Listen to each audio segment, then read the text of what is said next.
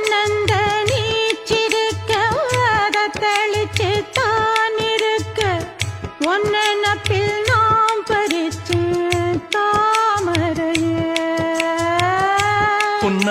புன்னவனத்தினில பெடக்குயில் கூவையில உன்னுடைய வேதனைய நான் அறிஞ்சேன்.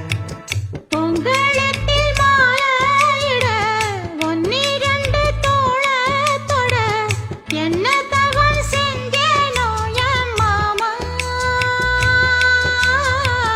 வண்ணக்கிளி கையத்தொட சின்ன சின்ன கோலமிட உள்ளம் மட்டும் வழியே நானே உள்ளம் மட்டும் வழியே நான்